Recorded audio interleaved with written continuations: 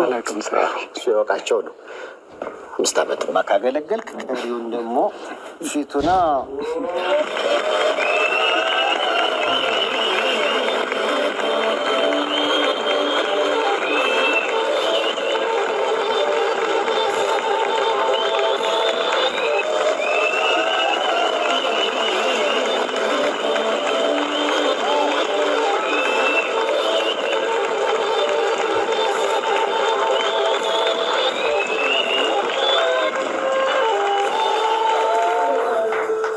አንተን ናፍቀዋል፣ እኔን ሰልችተዋል። ስለዚህ እኔ ሸፈን ደግሞ ቁጭ በል እስኪ። እሺ ሰይፉ፣ እኔ ሸፈን የሆነ ጡጦ መሰል። ለመልእክተኛው ግን አቀባበል ሙሉ ስምህ ስነ ጊዮርጊስ እሸቱ ነው? አዎ። የባህር ዳር ልጅ ነህ? የባህር ዳር ልጅ። ኳስ ተጫዋችም ነህ? ነበርኩ።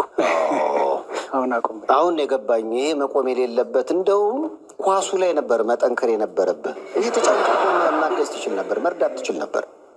ውስጡ ላይ ብዙ ነገሮች አሉ አይደል? አንዳንድ ነገሮች እንደዚህ አይገለጹም በደንብ። በአንዳንድ ምክንያቶች ነው ያቆምኩት። ያቆምከው ተሰብረህ ነው አይደል? ምክንያቱም እዛ ፎቶ ላይ እንደማየው እኮ እንዲያቆም ኧረ ስነ ጊዮርጊስ ኔት በጣም ደምዘራ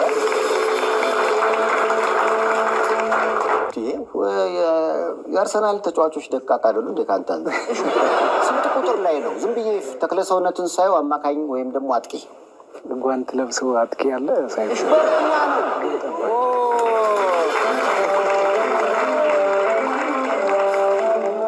እኔ እኮ በርዶ ጓንት ያረክን የመሰለሽ። በረኛ ነህ። ስንት ዓመት ተጫወትክ?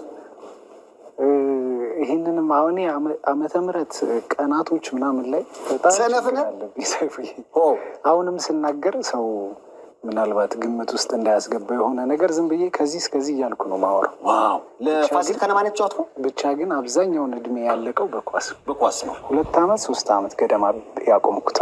ትልቅ ደረጃ ላይ በኳስ ኬሪየር በኳስ ተሰጥቶ ትልቅ ደረጃ ላይ ደረስከው ለማን ክለብ ነው? ባህር ዳር ከነማ። ባህር ዳር ከነማ በረኛ ነበር። ፕሪሚየር ሊግም አስገብተናል። እዛው ፕሪሚየር ሊግም ተጫውቻለሁ። ቆይ አሁን መልእክተኛው እንደሆንክ ሰው ያውቅ ነበረ?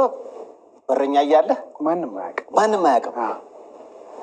ሰዎች እንደው ጠርጥሮ ግን በተክለ ሰውነት የጠየቀ የለም? ያው በቅርብ ጓደኞች ምናምን። አሁን አንዳንድ ሰው ድምፄንም ሰምቶ በተደጋጋሚ የሚሰማው ድምፅ ስለሆነ ሰምቶ የሚጠረጥር ሰው አለ። እንደዛ ያጋጠመኝ ነገር አለ። እኔ ግን ማወቅ የፈለግኩት አሁን ወደ ደግነት ስራ ውስጥ ሲገባ አንድ ሰው የሆነ ምክንያት ይኖረዋል አይደል? ኳስ ተጫዋች ነህ፣ ጥሩ የሚከፈል ይመስለኛል። እዚህ ላይ ደህና ተከፋይ፣ መልካም ለመኖር ለሰዎች ለሌሎች ሰዎች ለማሰብ ምንድን ያነሳሳ? ምክንያቱም ታስታውሰዋለህ የደግነት ስራ የጀመርክበት ይሄ ነገር መጀመሪያ ያለው ብዬ አላምንም። እኔ በግል እግዚአብሔር አንዴ አንተን መጠቀሚያ ትሆናለህ ብሎ ካሰበ መብቱ ነው፣ በቃ ያደርጋል። ግን እኔ እናቴ መለኩሴ ነች እና እናቴ ማለት ያው እናቴ እንደዛ ነው የምለው፣ ግን በቁጥር ወይም በስም አያቴ ነች ለእኔ። እናትም አባትም የለኝም፣ እሷ ነች ያሳደገችኝ እና በጣም ደግ የምትባል ነች። ከአካባቢው ይሄ የሰንበት ቂጣ ምናምን ጋብግራ ምናምን ለሰው የምትሰጥ ቤት መጠው ምናምን የሚወስዱ አይነት በቃ ታዋቂ ነች ሰፈሩ ላይ። እዛው ባህር ዳር ሰፈሬ እኔ አካባቢ ባህር ዳር አካባቢ የምትታወቅ እናት ነው ያለችኝ። በደግነቱ መሰረቱ እሱ ይመስለኛል። ስለዚህ ያው እንዳልከው የእናትን ደግነት ስታይ ለተቸገሩ ለመድረስ ያ ደግነት በልጅነታችን እኮ ያየነውን ነው የምንሆነው። ክፋት እያየን ካደግን ያው ክፋት ይጋባል። በደግነት ውስጥ ከሆነ ግን እሳቸው ናቸው ፎቶ ላይ የማያቸው እንዴ ለእናቱ በደንብ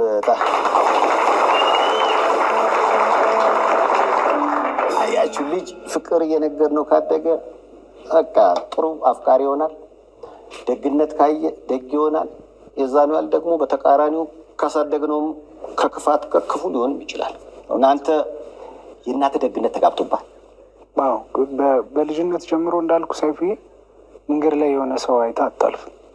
ተማሪዎች እነዚህ ውጭ እንትን የሚያድሩት አሉ መጠው ቤት ተዳዳሪ የሚለምኑት ምንድነው አኮፋዳ ይዘው ምናምን። እኛ አካባቢ እንደዛ ነው የሚባለው። እነሱ መጠው ቤት በልተው ምናምን የሚሄዱት መጠው የሚያድሩ እንደዛ ነገር ነው። እና እኔ ከእነሱ ጋር ስጫወት ምናምን ነው እንትን ያልኩት እና ከልጅነቴም ጀምሮ እኔ አሁን ስጎርስ ታይኛለህ አይደል ቪዲዮ ላይ እሱ ድሮ ያደረግኩት ነው። አሁን ሰው የምጸየፈው ምናምን ይመስለዋል።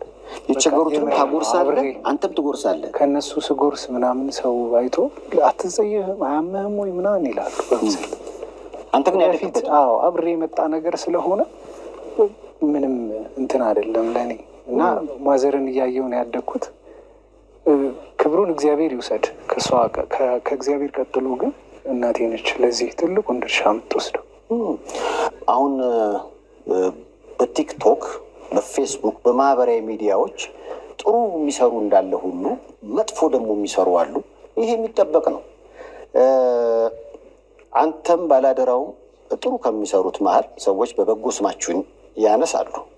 ግን ደግሞ አንዳንድ የሚጠይቁት ጥያቄ አለ። ለምሳሌ እኔ ጽድቅ መንገድ አለ፣ ቅድም ያየኸው የታመሙ ሰዎችን አቀርባለሁ። ባንክ አካውንታቸውም ስልካቸውም እዛው ላይ ነው። ስለዚህ ከየትም ቦታ ሆኖ የሚያይ ሰው ለነዛ ሰዎች ገንዘቡን ይሰጣቸዋል። የእናንተን ግን ለየት የሚያደርገው